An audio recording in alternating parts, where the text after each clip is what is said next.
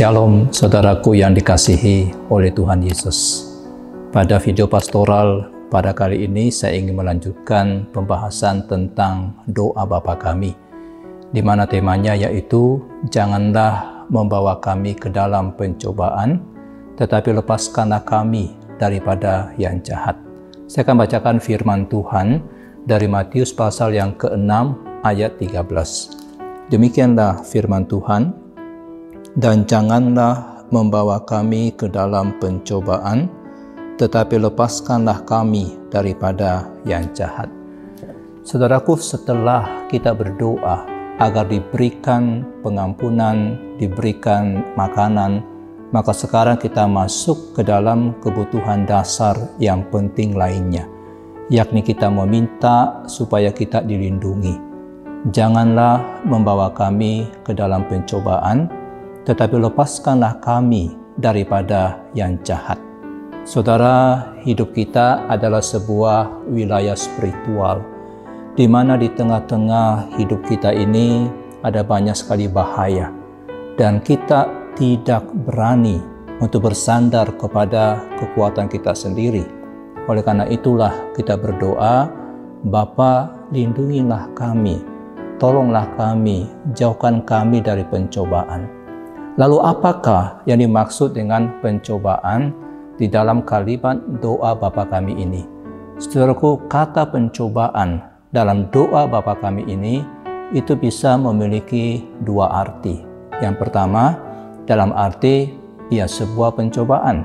Ketika iblis melakukannya dengan tujuan untuk menjatuhkan manusia, kita dicobai oleh iblis, maka itu kita katakan pencobaan. Karena bertujuan untuk menjatuhkan manusia, menjatuhkan kita.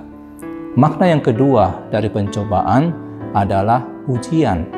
Saudaraku, Allah menguji orang Kristen, menguji anak-anaknya dengan tujuan untuk membangun kita. Jadi ujian atau tes itu bertujuan untuk menyatakan apakah kita sebagai anak Tuhan, saudara itu, saya sudah berjalan dengan benar tidak? Sudah sesuai enggak dengan arahan Tuhan, kehendak Tuhan?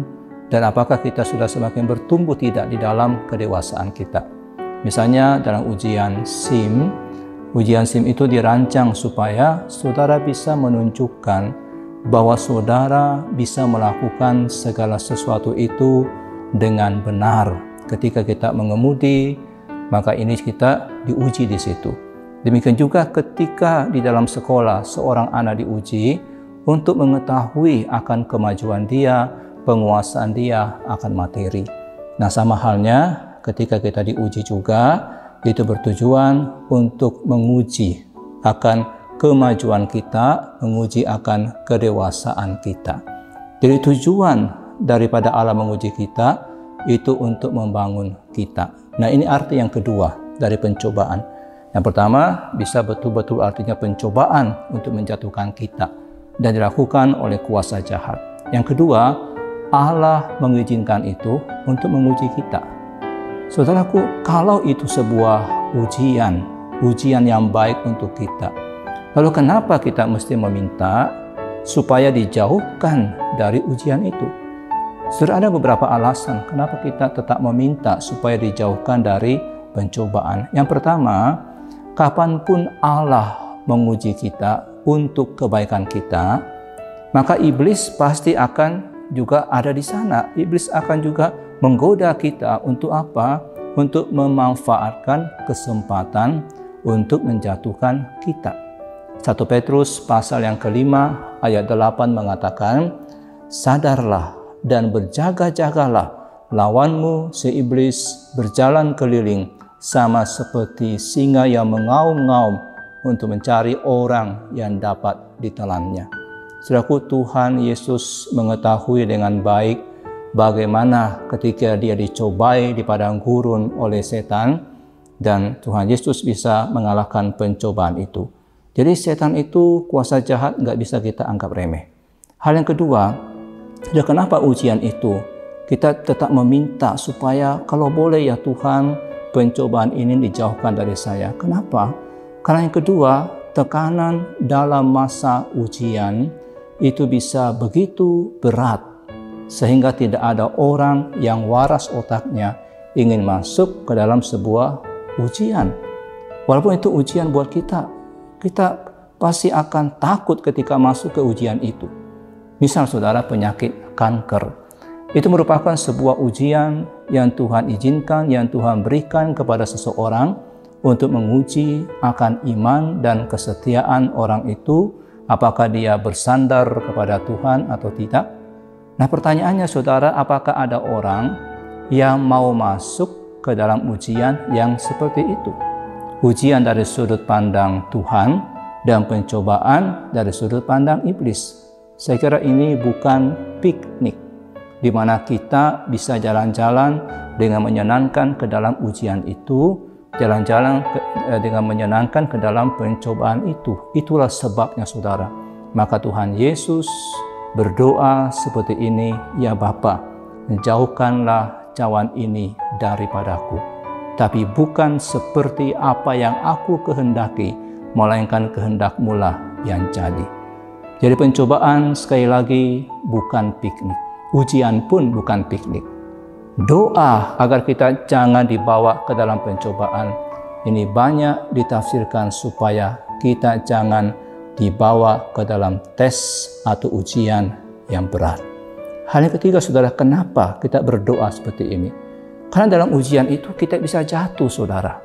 Saudara, ujian memang bisa membuat kita lebih dewasa, tapi juga bisa membuat kita jatuh.